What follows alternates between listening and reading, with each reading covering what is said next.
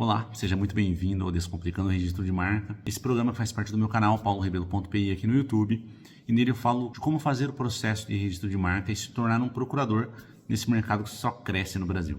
Meu nome é Paulo Rebelo, sou advogado, especialista em propriedade intelectual e sócio da Zenit Registro de Marcas, uma empresa que já registrou mais de 2.500 marcas no NPI. E o tema de hoje é como fazer o seu primeiro processo de registro de marca no NPI de forma correta. Mas afinal, o que é fazer um depósito de marca no NPI? Imagine o seguinte, o processo ele tramita perante o NPI, o processo de registro de marca, não é? Ele tramita perante o NPI e passa por algumas fases, passa por análise, ele vai ser julgado pelo examinador do NPI. O processo para proteger a marca no Brasil acontece no NPI. Só que para esse processo acontecer, ele precisa ser iniciado, precisa dar o passo inicial, né? Precisa ser startado. E a forma em que se starta um registro de marca no Brasil é por meio do depósito, ou do protocolo, como alguns chamam. É quando a gente aciona a máquina, que é o NPI, a autarquia federal responsável por isso, para que ela julgue determinado processo. Só que não é simplesmente apertar um botão e acionar aquilo, não. Existe um procedimento que deve ser seguido tanto para aproveitar das isenções, que algumas empresas têm descontos nas taxas do NPI, para aproveitar também de fazer o processo de forma correta, para que ele proteja a marca na atividade que de fato aquela marca é exercida, para que não haja exigência, para que não, enfim, para que o processo não se perca. É dar o start no processo, é iniciar esse processo. É como se você, literalmente é isso, você arrecada um conjunto de informações e entrega aquilo para que a autarquia faça o julgamento. Isso é fazer um depósito de marca no NPI. Até algum tempo atrás, inclusive, isso era feito por meio físico, papéis, formulários, e entregava aquilo no NPI, seja por correio ou pessoalmente, e o NPI faria o julgamento. De alguns anos para cá, isso é feito de forma eletrônica. Então, é preencher formulário ainda, mas de maneira eletrônica. São formulários no site do NPI. Ocorre que existem formas corretas de fazer isso, para que esse processo não seja perdido, para que você não tenha problemas com o processo, enfim. Existe um passo a passo, existe uma fórmula mágica para que esse processo tramite de forma adequada, para que não demore mais do que deveria, para que você não tenha desgaste com peticionamentos que não são necessários, como, por exemplo, o cumprimento de uma exigência formal, porque faltou algum documento. Se você apresentar esse processo seguindo um protocolo, você não vai ter essa exigência, porque você seguiu um passo a passo para fazer o processo de forma correta. E afinal, o que não é fazer um depósito de marca no NPI? Não é fazer um depósito de marca no NPI apenas o recolhimento das taxas, não é fazer um depósito no NPI um registro de direito autoral feito em sites para isso, ou mesmo na Biblioteca Nacional. Isso não é fazer um depósito de marca no NPI. Depósito de marca no NPI é para proteger a marca a nível nacional na atividade em que ela atua. Então isso é fazer o depósito de marca, mas para isso é preciso conhecer ali os princípios, as formas, os sites e os macetes, os detalhes que você precisa se atentar para que esse processo tramite de forma correta. E por que é importante fazer o processo de forma correta no NPI? Para que você não tenha problemas de exigências. Então eu vou explicar para vocês algumas coisas aqui que podem atrapalhar o seu processo e até torná-lo mais caro, além de mais demorado. Um exemplo é se você preenche no momento do cadastro da empresa, uma empresa que é ME, é MEI, é EPP, é uma instituição de ensino, enfim, uma empresa que pode se valer dos descontos em taxas, e não são poucos os descontos, tá? São descontos de 60%. Então, se uma empresa pode se valer desse desconto, e no momento do cadastro você coloca que é uma pessoa jurídica, porque muitas vezes a gente pensa, mas ela é uma pessoa jurídica, e de fato ela é. Mas para se aproveitar desse desconto, você não cadastra ela como pessoa jurídica, e sim com o enquadramento fiscal dela, com o enquadramento perante a Receita Federal. Então, uma empresa que é ME, você cadastra como microempresa. Uma empresa que é empresa de pequeno porte, você cadastra como empresa de pequeno porte, EPP. Então, é importante se atentar a esses detalhes primeiro, então, para que você possa usufruir dos descontos oferecidos para alguns tipos ali de empresa. Fora isso, existem outras coisas que podem te beneficiar no momento do depósito se ele for feito de forma adequada. Quando você vai iniciar o processo de registro de marca em nome de outra pessoa, ou seja, você vai atuar como procurador naquele processo, você precisa ter procuração nele. Você precisa conhecer, ter alguns documentos ali que você precisa ter desse titular. Caso você inicie o processo sem esses documentos, você pode sim ter problema. Problema de exigência de mérito, por exemplo, ou exigência formal, no caso de documentos ali, que vai demandar mais tempo, então você vai trabalhar mais, o processo vai demorar mais também, e isso já é um problema. Fora isso, se você não junta a procuração, você tem um prazo para regularizar essa representação processual. Caso você não cumpra esse prazo, você não regularize a situação como outorgante, né, como outorgado dessa pessoa no prazo estabelecido, esse processo pode ser extinto. Fora isso, se você não recolhe a taxa de depósito antes do depósito, se essa taxa não é paga antes do ato, esse processo vai ser arquivado sumariamente, ou seja, ele nem vai existir, vai ser um processo considerado inexistente. Então existem várias nuances que fazem com que o processo deva ser feito de forma correta, tanto para custar menos, quanto para ir mais rápido, quanto para não se perder nesse momento. Você perde tempo, perde dinheiro, às vezes não se atenta que o processo for arquivado e perde a proteção da marca. Tem também a questão da classificação. Quando a gente não classifica um processo de forma correta, esse processo pode ser deferido e não ter a proteção da marca. Exemplo muito fácil, se você tem uma loja de roupas, a classe é 35.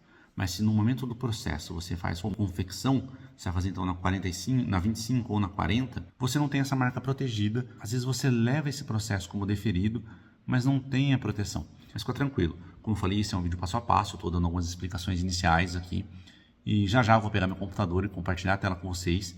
E vamos simular um processo do início até do cadastro, de encontrar o site do NPI, até o efetivo protocolo dessa marca. Tá? A gente vai simular isso com um caso fictício aqui, para que vocês entendam onde tem que ir, o que tem que fazer e consigam realizar esse procedimento sem nenhum tipo de dificuldade. Tá, mas se eu não fizer o processo de registro de marca adequadamente, se eu não protocolar esse processo de forma correta no NPI, o que pode acontecer? Bom, a gente já viu que algumas coisas podem acontecer aqui, mas algumas são as principais. Eu vou falar de duas aqui, por exemplo. Se você faz o depósito da marca antes da compensação, antes do pagamento da taxa de depósito, esse processo vai ser arquivado. Muitas vezes as pessoas nem veem que esse processo é arquivado. Fora isso, demora o tempo da publicação para que arquive o processo. Essa publicação vai demorar de 20 a 40 dias. Então você vai descobrir que esse processo foi arquivado por falta do pagamento da taxa. Dali 30 dias em média, acontece que nesses 30 dias um concorrente seu pode fazer o mesmo processo. O seu vai ser arquivado porque você não recolheu a taxa, o dele vai ser publicado. Então você pode, às vezes por uma besteira dessa, perder o processo de marca ali, perder a marca para outra pessoa e explicar isso para o cliente, certamente vai ser muito difícil. Existe a questão da proteção da marca, como eu comentei, que você pode registrar a marca na classe errada e aí você vai ter o problema de ter a marca registrada, o que é ótimo. Pronto, agora você tem o certificado emitido, está muito legal, só que na classe errada. E você tem a marca registrada, mas não tem a proteção dela. É como você tem um carro, mas não tem a gasolina. Então você precisa ter as duas coisas, precisa ter a marca registrada, mas na classe adequada, na classe em que de fato é exercida essa atividade. Então esses são os dois principais erros e erros que eu vejo diariamente os procuradores cometem esse tipo de erro. Por quê? Porque estão iniciando, não sabem dessas nuances, desses detalhes, e por isso que antes de fazer o passo a passo no computador, eu quis esclarecer alguns detalhes como esse. Como você pode imaginar, também existe um outro erro, que é fazer o depósito da marca sem efetuar a busca de anterioridade.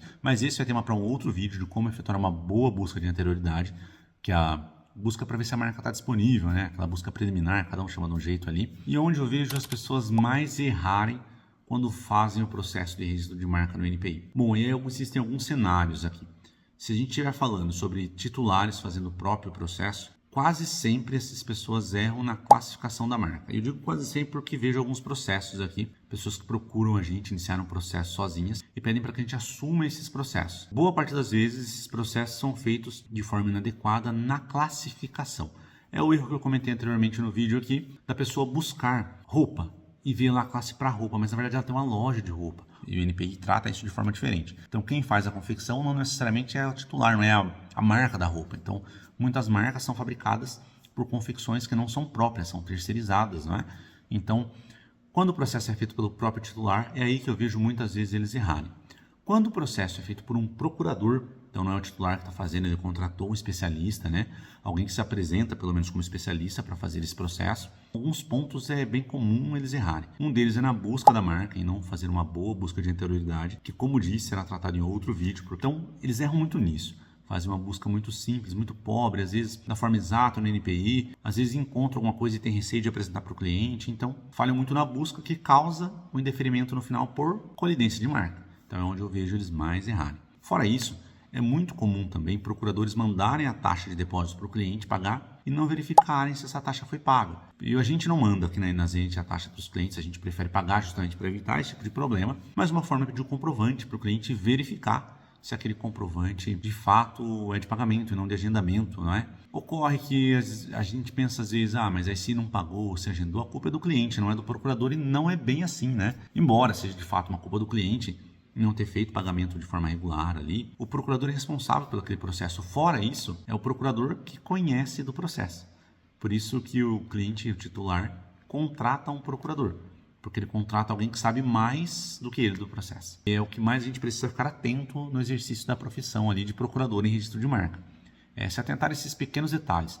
Às vezes a pessoa se especializa tanto e pensa tanto, olha como que eu vou classificar, olha o processo vai acontecer isso, essas são as petições, e esquece desses pequenos detalhes que fazem de fato uma enorme diferença no resultado. Imagina só, uma marca protegida que não está na classe certa, ou um processo arquivado porque não pagou e alguém começou nesse meio tempo, um processo igual. São detalhes que a gente precisa se atentar e muitas vezes os procuradores acabam esquecendo disso, deixando isso de lado, e é de suma importância estar atento a esses pequeninos detalhes no processo de registro de marca. Aliás, o processo de registro de marca é feito de detalhes mesmo. E afinal, por onde começar para fazer um processo de registro de marca? Bom, o passo zero, o passo inicial, a gente não vai tratar nesse vídeo pelo tempo que ele demandaria, que é a busca de anterioridade que eu comentei agora há pouco. O primeiro passo é fazer uma boa pesquisa daquela marca, pesquisa com variações, pesquisa com sinônimos, pesquisa com traduções, enfim. O primeiro passo é fazer uma boa pesquisa de marca, uma boa busca de anterioridade, uma boa pesquisa de disponibilidade, chame como você quiser aí, mas esse é o passo zero, é o passo realmente inicial. E esse passo a gente não consegue trabalhar nesse vídeo aqui. Vamos fazer um vídeo dedicado somente à busca de anterioridade. E agora quer saber como protocola, né? Tanto que o vídeo é esse, é como protocolar a primeira marca no NPI. Então agora eu vou pegar o computador aqui, vou compartilhar a tela com vocês e a gente vai fazer o passo a passo de como protocolar a sua marca no NPI, a sua primeira marca no NPI. Ah, Paulo, mas eu já tenho 3 depósitos. Mas será que você fez de forma adequada? Seguiu um passo a passo ali para evitar erros? Então que essa seja a sua terceira, sua quarta, essa quinta marca, mas faça seguindo esse passo a passo que a gente adota aqui no escritório, é um processo nosso mesmo, um procedimento nosso, para que você consiga realizar o processo de registro sem erros. Então vamos lá. Bom, vamos lá. Então eu estou com a tela do meu computador aqui compartilhada com vocês e eu vou fazer o primeiro processo, acompanhando vocês aqui no passo a passo que eu utilizo, que eu recomendo que você utilize, pelo menos no início, para fazer o seu primeiro processo de registro de marca de forma adequada. Para isso eu separei algumas informações. Uma marca fictícia, RM10X, que a atividade é um curso de registro de marca, o titular sou eu mesmo, Paulo. É claro que eu não vou protocolar oficialmente essa marca, eu vou usar ela até um estágio ali, para que vocês entendam como é feito mesmo na prática, para não ficar, olha, aqui você preencheria isso, ali isso. O que der para a gente preencher, a gente vai preencher aqui. Eu vou fazer isso do caminho inicial do NPI. O primeiro passo é entrar no site do NPI. Claro que eu tenho tudo salvo no meu histórico, mas eu vou evitar usar isso, eu vou usar tudo digitando mesmo para vocês entenderem. O site é gov.br/INPI. Estava salvo ali como outros aqui, né? Feito isso, a gente cai no site do NPI, o que é bastante óbvio, e a gente vê as possibilidades aqui que eles têm de registro, o que dá para registrar no NPI, afinal. Então a gente tem como marca, tem patente, desenho industrial, indicação geográfica, programas de computador, topografia de circuitos, contrato de tecnologia, enfim, tem tudo aqui. O foco desse vídeo é protocolo de registro de marca, então a gente vai aqui em marcas. Aí a gente já tem aqui o passo a passo para o registro do NPI, que é bastante complexo, tem como acompanhar processo em andamento, busca do NPI e tem o peticionamento. Vocês estão vendo aqui, ó, peticionamento. Vocês vão clicar em sistema para solicitar serviços. Aí a gente tem o seguinte, o e-marcas, que é onde a gente vai de fato solicitar o serviço. Mas para solicitar antes a gente tem que ter o cadastro. Seja esse cadastro como titular, se formos nós mesmos os titulares, nós vamos acompanhar o processo, fazer o processo, ou o cadastro como procurador, se atuaremos como procuradores no registro de outra pessoa. Então vamos lá, cadastro no NPI é o primeiro passo. Ó, eu vou até voltar aqui, eu vou abrir isso em outra aba para não ter erro, tá? Então cadastro no NPI. Aqui a gente tem as possibilidades. Ó. Cliente, pessoa física ou jurídica, que não possua um procurador. Se esse é seu caso, você vai clicar aqui e vai se cadastrar. Você vai aceitar esse termo e preencher os seus dados aqui, inclusive com login e senha, tá? Então a gente vai fechar, não é isso que a gente quer. Outra opção, a gente tem advogado ou pessoa física com um instrumento de procuração para representar um cliente nos serviços solicitados. Então, se você é procurador, você vai atuar para outra pessoa, é esse cadastro que você tem que fazer, é a mesma coisa. Cadastre-se aqui, você vai aceitar os termos e preencher os dados aqui, inclusive com login e senha. Eu gosto de preencher tudo que tem de informação mesmo. Esse cadastro eu não vou fazer porque eu já sou cadastrado, mas não preciso explicar que é bastante simples. O procurador, naturalmente, ele é uma pessoa. Então ele não pode ser uma pessoa jurídica. Ah, mas eu tenho uma empresa, eu quero as publicações no nome da minha empresa. É um outro passo. Você vai solicitar isso via Fale Conosco mais para frente. O cadastro aqui é sempre pessoa física. Preenchi os dados aqui como procurador e agora eu quero cadastrar meu cliente para que eu o represente. Como é que eu faço isso? Diferente do que muita gente imagina, não é aqui. Aqui é o cliente se cadastrando, tá? Então, se você é o próprio interessado e deseja se cadastrar, você usa esse aqui. Não é o caso, a gente já se cadastrou, nós somos procuradores, tá? E agora a gente quer cadastrar o nosso cliente. E é onde a gente vai para cadastrar esse cliente. Tá faltando uma informação aqui porque é nesse link, é para alteração de cadastro no NPI, clique aqui. É aqui que a gente clica para cadastrar um cliente. Você vai chegar aqui. Aí você vai pôr o login e senha seu, que você acabou de cadastrar ali como procurador, não é? Então já tem um login e senha, você vai acessar aqui. E aqui, ó, você vai ver que eu estou vinculando, já vinculou eu como procurador, os meus dados aqui. Você vai pesquisar e aqui você vai colocar o CPF, o CNPJ do cliente. E eu vou colocar aqui o CNPJ de um cliente que não existe, porque esse CNPJ está errado. Acabei de inventar ele. Então a gente não tem, tá vendo? Ó, foram encontrados zero registros para satisfazerem a pesquisa. Então não tem esse cliente cadastrado. Aí a gente tem duas opções. Não tem o cliente cadastrado, é o que a gente imaginava, é um cliente novo. Aí você vai clicar em inclua um novo cliente aqui. E aqui já começa o primeiro pulo do gato, que eu comentei no vídeo atrás ali. Ó, escolha a natureza jurídica. Quando a gente fala em natureza jurídica de uma sociedade limitada, classificada como IPP, essa natureza jurídica é uma pessoa jurídica, tá? Então uma pessoa imagina isso, vem aqui, clique e vem em pessoa jurídica, não é? Caso faça isso, esse cliente que é IPP, uma empresa de pequeno porte, não vai se valer dos descontos oferecidos para uma empresa de pequeno porte, que são de 60% nas taxas de desconto, bastante considerável. Então não faça isso, esse é um erro muito comum. A gente vê acontecer muito, especialmente quando é o próprio titular que faz. Então você não é pessoa jurídica. Você vai colocar aqui, ó, a gente tem a opção de empresa de pequeno porte assim definida em lei. A mesma coisa para instituição de ensino, para MEI, para ME, então microempresa, pessoas físicas, sociedades com intuito não econômico, cooperativas, associações também com intuito não econômico, todas elas se valem dos descontos de 60% nas taxas, e faz uma grande diferença. Vou dar um exemplo bastante claro aqui. Uma taxa que custaria R$ 745 passa a custar R$ 298. É bem mais barato, não é? Então, se atenta aqui, classificar a empresa ou a pessoa da forma que é e preenche os dados dela, que é minha microempresa, CNPJ, social, endereço. Um detalhe que eu gosto de fazer, o e-mail ele é obrigatório. Eu sempre coloco o e-mail da Zenit. Por quê? Que empresas não bem intencionadas, não tão bem intencionadas, costumam mandar fraudes simulando serem no NPI para o e-mail do cliente. E normalmente os clientes acabam caindo nisso. Então, além de informar sobre essas fraudes, eu faço o cadastro usando o meu e-mail. Pode ser para todos os clientes o mesmo e-mail, assim já evita que eles tenham esse tipo de problema, tá? Claro que no cadastro do meu sistema eu uso o e-mail correto do cliente, mas o NPI eu costumo fazer assim, a não ser que o cliente peça para cadastrar com o e-mail dele, mas aí ele já está ciente que ele pode cair em fraudes ali. Preencheu aqui, clicou em salvar, cadastrado o seu novo cliente. Ah, mas olha que eu fui pesquisar aqui, então. Agora eu vou colocar um outro CNPJ. Esse CNPJ aqui existe, o cliente já está aqui. Aí você só clica e pronto, você já vai estar vinculando aquele cliente, tá? Então essas são as formas de cadastrar um cliente. Cadastrou o cliente, agora vamos fechar aqui. A gente já fez o cadastro do cliente, agora eu quero depositar a marca. Aí vamos para o depósito, como que a gente faz? A gente já passou da parte do cadastro, eu vou fechar essa tela e volto para a tela anterior. Lembra que a gente tinha aqui, ó, acesse o sistema e-marcas. E-marcas é o sistema do NPI, onde ele faz para administrar, gerenciar esses processos. É onde você protocola o processo, onde você protocola petições. Então é para ele que a gente vai. Então vou clicar também com o botão direito, com o botão do meio para abrir uma nova aba, né? Você já tem um login e uma senha, então você já pode logar aqui, tá? Ah, não possui um login e senha? É aquele cadastro que a gente acabou de fazer, não precisa nem clicar aqui, é naquele cadastro que a gente acabou de ver atrás ali.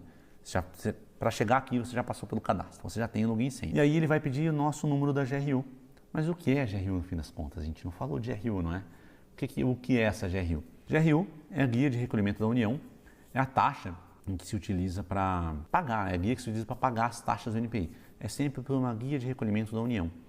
E por que a gente não tem ela ainda? Se ela é essencial, eu não consigo passar daqui, eu não consigo pôr qualquer coisa e avançar. Ó. Vai dar erro, porque o número não existe.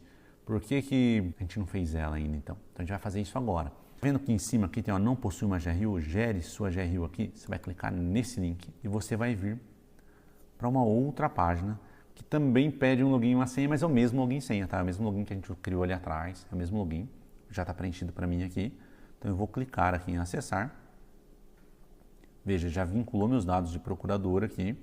E aí eu vou procurar o cliente, tá? eu vou procurar aquele cliente. Eu posso pesquisar pelo nome, então, ó, João da Silva, ou eu posso pesquisar pelo CPF ou CNPJ, mas eu vou usar o meu CNPJ para a gente simular aqui. Ó. Não encontrou porque eu estou pelo nome de digitei o CNPJ, então vou por aqui, ele já vai encontrar, já seleciono.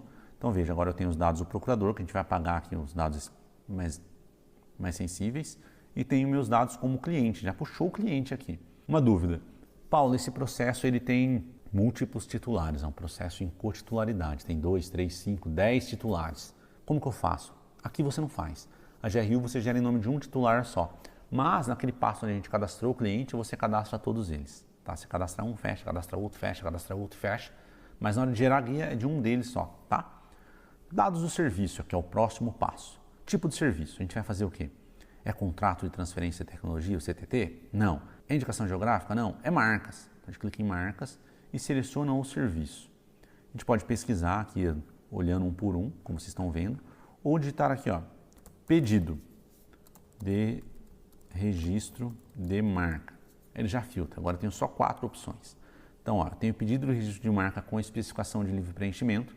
Isso é legal, a gente vai trabalhar em uma outra aula sobre isso, um outro vídeo sobre isso, tá?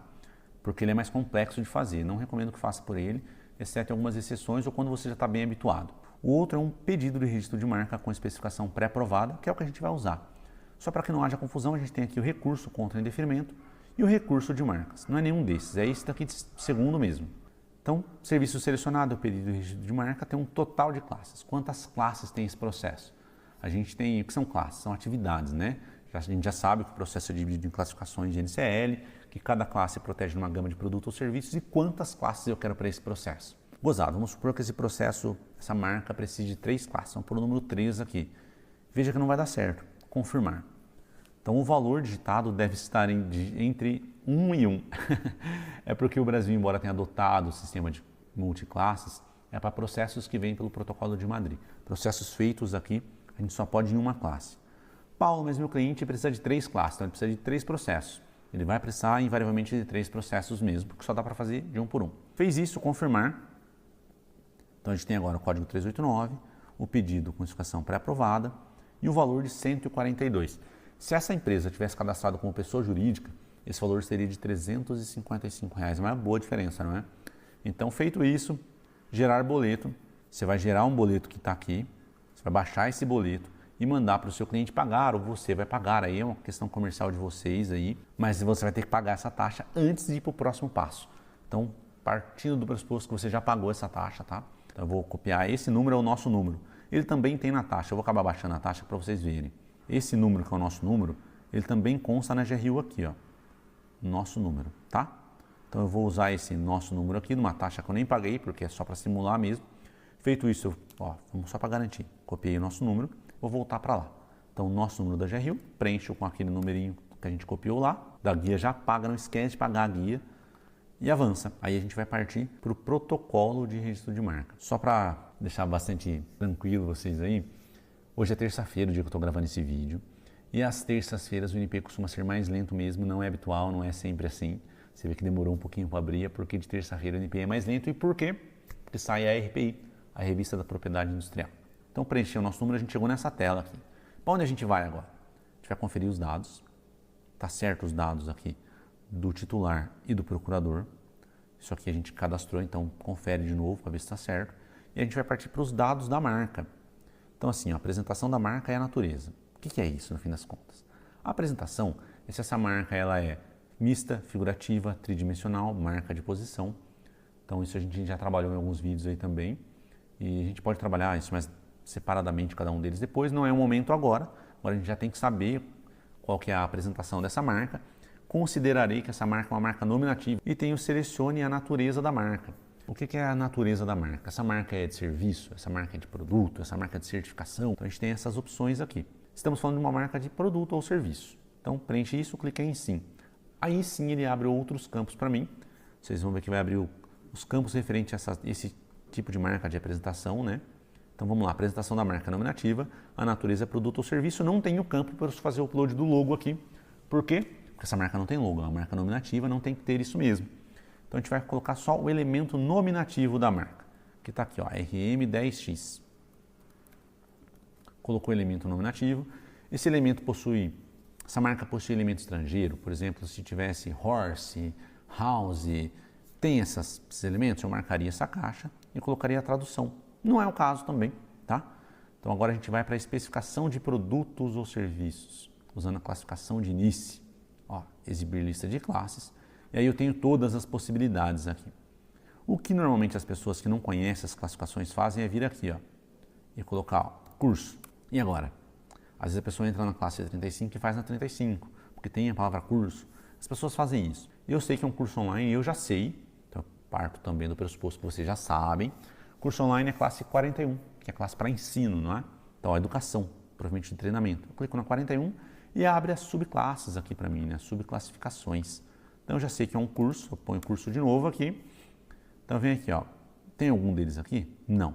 Então, eu vou colocar aqui, ó, ensino. Cursos livres, ensino, estava lá também, né? Enfim, eu vou serviços de ensino. É isso que eu quero. Tem mais coisas? Eu preencho mais coisas. Não é o caso aqui. No caso é só isso mesmo. Então, eu vou salvar. Já aparece aqui para mim a classificação, tudo como é que tá. Declaração de atividade. Por que declarar atividade? Porque eu não sei se você lembra, mas é essencial que você exerça licitamente a atividade que você está registrando como marca. Então, esse curso existe, ele é vendido, ele é um curso comercial, como que funciona? Então eu declaro que eu exerço essa atividade de forma lícita, que é só o que você está declarando aqui, ó, que exerce efetiva e licitamente a atividade compatível. Tem reivindicação de prioridade? Não tem. Seria para processos que foram protocolados em outros países, a gente vai usar da convenção ali para trazer a mesma prioridade daquele processo, não é o caso, é muito raro se usar isso, tá? Então a gente não preenche, a gente vai partir para os anexos. Então os anexos opcionais. Tem procuração? Quando que eu preciso de uma procuração? Quando eu sou procurador. Então, se eu sou procurador de uma empresa, é o caso que eu estou simulando aqui, eu precisaria de uma procuração. Se eu sou o próprio titular, eu não preciso de procuração, não é? Então, clica em procuração, adicionar e faz o upload do documento. Eu não tenho essa procuração aqui porque é um processo simulado, não é? Feito com procuração, o que eu gosto de anexar além disso? Tá? Não é obrigatório anexar mais nada, isso aqui teoricamente já bastaria. Eu gosto de vir aqui, eu venho no site da Receita, eu tiro esse comprovante aqui do mesmo CNPJ que faz parte lá e anexo, que é o espelho do CNPJ. Eu gosto de fazer isso porque mostra que a empresa existe, que ela está ativa, é de uma certa forma uma comprovação da atividade ali, então eu gosto de fazer isso. Aí eu venho aqui e coloco, ó, por exemplo, né, espelho do CNPJ e adiciono esse documento da mesma forma. O que mais? Sabe essa GRU que a gente emitiu, que eu baixei aquele boleto? Ele também não é necessário anexar isso. Mas, como a maioria dos processos a GRU é gerada no dia, paga no mesmo dia, protocolado no mesmo dia, pelo menos no meu escritório, eu gosto de apresentar ela. Se tiver uma dificuldade, uma demora na baixa do banco, meu cliente não é prejudicado. Então eu venho aqui e coloco a GRU do processo e anexo também. Comprovante, como eu falei, eu salvo em PDF. Venho aqui com o comprovante da GRU de depósito e anexo também. Eu gosto de anexar esses documentos. Eu acho que, como eu falei, eles não são obrigatórios, mas eu acho que são essenciais para evitar problemas por falhas de compensação bancária, alguma coisa nesse sentido. Então eu gosto de anexar isso. Um detalhe que eu acabei deixando passar, quando a marca ela é mista ou figurativa, a imagem tem que estar na extensão JPG. É obrigatório, não dá outra extensão. Os documentos que a gente anexa aqui nos anexos, eles obrigatoriamente devem estar em PDF, tá? Então eu venho aqui, declaro sobre as penas da lei, isso é obrigatório marcar isso também. Então já subi os anexos aqui, eu venho em avançar e aí eu vou conferir essas informações essas que eu vou tampar os números principais, né? Mas eu vou conferir, olha, os dados gerais são do titular, tá certo? Tá certo. Do procurador, tá certo? Tá certo. Do requerente, tá certo? Tá certo. Dados da marca, tá certo? Tá certo. Tudo certo, eu clico em protocolar. Tem alguma coisa errada? Eu venho em voltar e altero. Olha, eu percebi que tem uma coisa errada aqui. Esse processo, embora os dados gerais sejam de quem eu gerei a guia, né? Lembra que a gente era guia, quando a gente pensa em cotitular, a gente era guia no nome de um, mas cadastra todos. Então eu gerei a guia no nome de um e essa guia é os dados gerais aqui. Conferir. Os requerentes, ele repete aquela mesma pessoa que está ali em cima. Mas eu quero adicionar mais requerentes, então venho adicionar requerente e faço a mesma busca, procuro esse novo requerente aí e faço a inclusão dele. Conferir, está tudo certo, então a gente vai marcar as caixinhas aqui, essas duas, declaração de atividade e declaração, de que são verdadeiras as informações ali prestadas, avançar e protocolar. e pronto, você tem protocolado o seu processo de registro de marca no INPI. Esse é seu primeiro processo e o número gerado ali é o número tanto do protocolo para você acompanhar o processo, como também será um número emitido no seu certificado de registro de marca. Agora que você assistiu esse vídeo até aqui, eu espero ter conseguido te ajudar a fazer esse primeiro processo, esse primeiro protocolo de registro de marca no INPI. Se você tem alguma dúvida, deixa nos comentários. Se você gostou desse vídeo, dá um like, se inscreve no canal, que isso dá maior força pra gente aqui. E me acompanha nas redes sociais. O meu Instagram é @paulorebelo.pi e lá eu posto dicas pontuais sobre registro de marca que eu garanto que vão te ajudar bastante a iniciar nesse segmento e logo logo faturar R$10.000 todos os meses nesse ramo que só cresce e pode ser atendido por advogados, bacharéis de direito, estudantes de direito ou pessoas que nem tenham formação na área, mas têm conhecimento sobre o processo. Então eu aguardo você no próximo vídeo. Até lá!